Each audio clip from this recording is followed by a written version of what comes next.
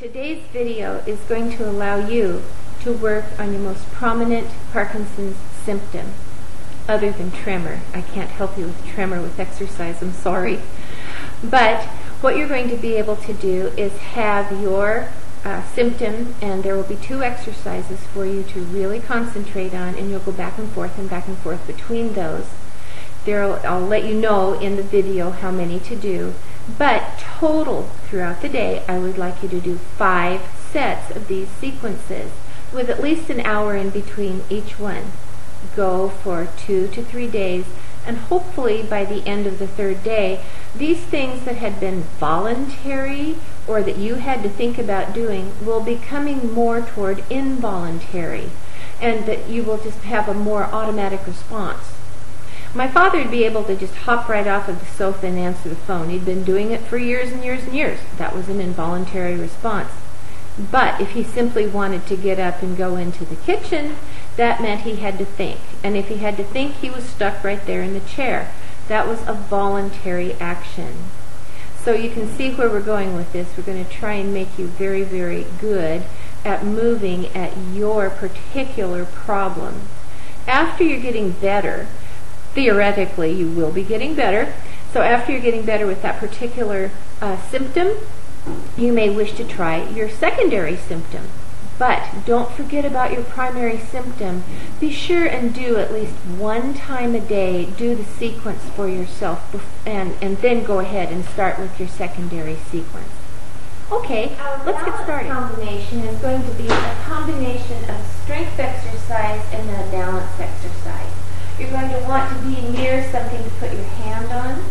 And what you're going to do is go up on your toes and back on your heels, and then you're going to lift up the toes. And what this does, it strengthens the muscles here and helps balance them out. You do an awful lot of this, and it strengthens back here, but when do you really lift your toes up and strengthen? And that's real important for balance. So the combination is going to be up on your toes, back on your heels. Stand on one foot, look ahead, look at a spot. Try and take your hands away. If you can't, go ahead and keep one hand there. Balance for just a little bit.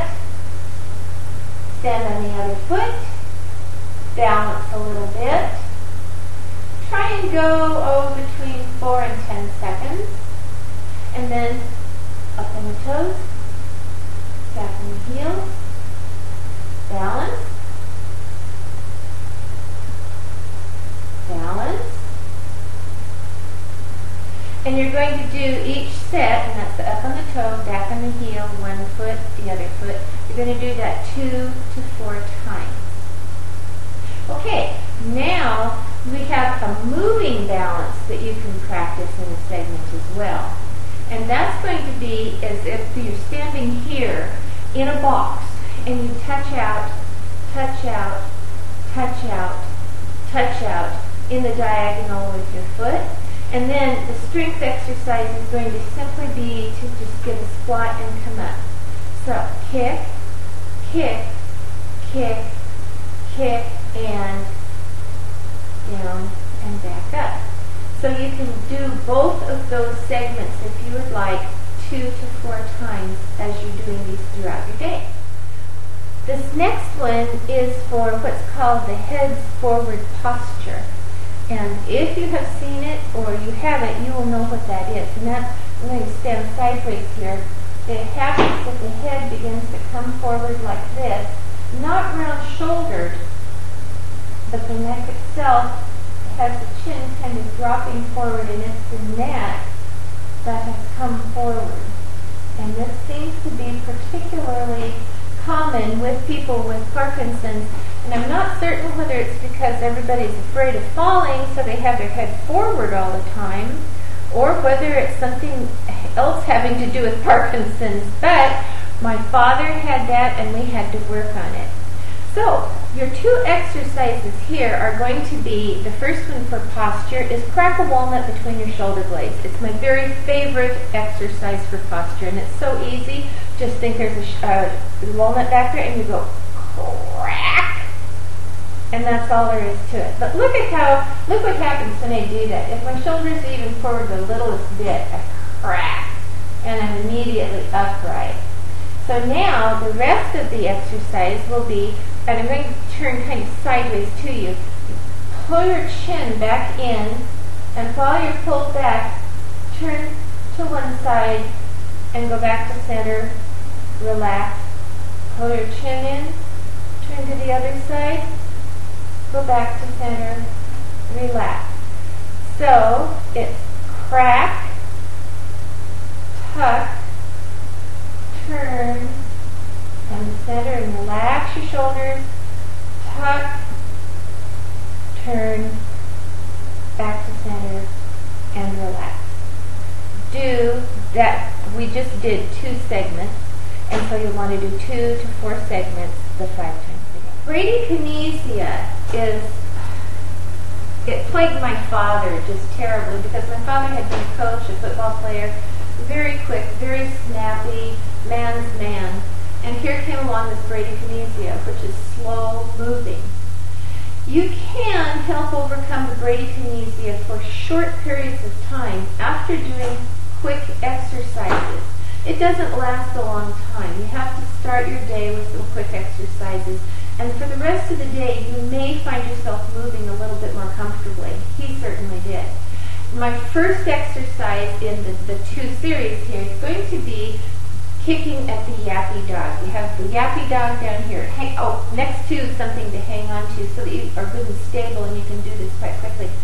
You're going to have the little yappy dog here, so you snap or kick at him, and then you're going to kick back at the snappy dog. And do it just a few times. So it's a kick and a kick and a kick and a kick and a kick and a kick. Now, on the same side, let's swat away a B in front and back, in front and back, in front and back, in front and back. And turn around and do it on the other side. And kick and kick and kick and kick and kick and kick and kick. Just a few, and then swat, swat, swat, swat, swat, swat, swat. Now, that would be 1 set. And you're going to want to do 2 to 4 sets of those every time that you do this throughout that day. We're going to be doing something for the voice. A couple of things come to mind. One is the voice and swallowing. The swallowing factor is pretty important because if you start getting a problem with swallowing, what's going to happen is you may have problems swallowing food and gagging, or swallowing liquids and gagging. So we want to keep that open and closed feeling and keep that actually exercised, and you can do this. What you're going to have is a glass of water nearby. Doesn't have to be full, but it needs to be cute. Definitely have to have cute glasses just so you can make it fun. Okay, we're going to practice the letters Q and X, and we're going to say them 4 times.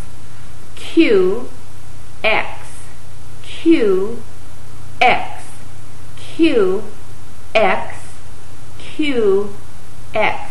Can you feel your throat open and close with that? Now what I'd like you to do is take a cough and a swallow of water.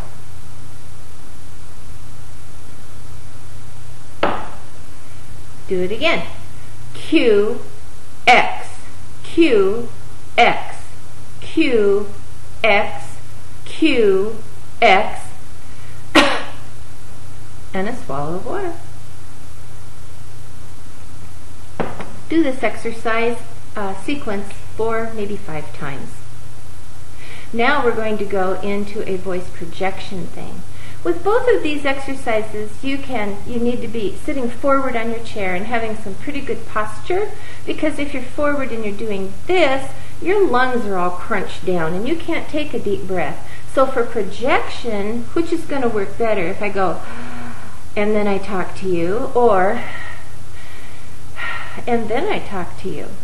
You can see the difference. The nasty sofa and the lounge chair. Nasty, nasty, nasty. What do they do to you? They just scrunch you forward. So if you're going to be sitting in a real soft chair and you're having a problem with voice projection, just on the average, on the norm, put a little pillow in the small of your back just so that it makes you in a more upright position so that you'll continue to practice speaking loudly and be heard. For this exercise, we're going to say the letters L, M, L, M, L, M. Then we're going to say S, K, S, K, S, K, S, K. What we're using is the tongue, and then we're using things forward in the mouth. And just remembering to do these and enunciate well and have your mouth well rounded. And then we're going to push out hey, you. L, M, L, M, L, M, L, M. S, K, S, K, S, K, S, K. Hey, you. And do that 2 more times. He pretty much had it all. My dad had the micrographia, which is the small handwriting, because the small motor skills had been affected. Here's a couple of the exercises that we used for that.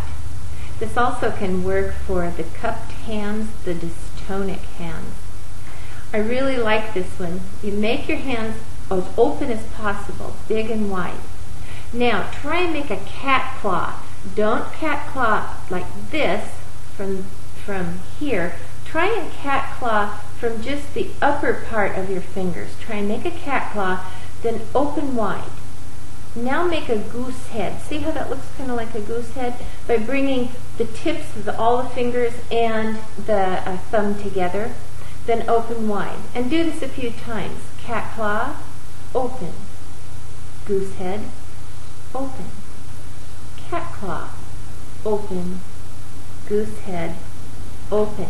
Now we're going to intersperse that with an exercise where you can use a ball, but if you really have problems with control, you might want to start with something like, my poor husband, he's always getting his socks in a knot here because I'm always stealing them and putting knots in his socks. So you can take a knotted sock and put it on the back of your hand. Now take your other hand and try and put it on the back of the other hand. Now go across, back and forth, using the knotted sock about 4 times. Then you can go ahead and you can do the open hand, cat claw, open hand, goose head, open hand, cat claw, open hand, goose head. Then get your object, and this we're going to try using the ball, holding it here, getting the other hand up, and you really have to concentrate and you have to move slowly. But what really happens here is that we're shortening the muscles in the back of the hand in order to catch that. And what usually happens, people grip and they see something and they grip it and they grip it and they grip it. But what you're doing then, you're already strong on the underside of your hand with shortened muscles, but you're weak with elongated muscles back here. This takes these and it lengthens and makes these muscles more flexible, where this starts to take these muscles and tighten and shorten them. Then you have muscle balance and you're going to be able to have more control. Only do about 2 sets the 4 or 5 times a day that you're doing it. You don't want to make your hands real tight and sore, but it's one that I think everyone should practice. I don't care whether you've got Parkinson's, I don't care whether you have dystonic hands. I just think that this is a really good exercise, and using the ball on the back of the hands is a really good control. Who knows when arthritis is going to set in, huh?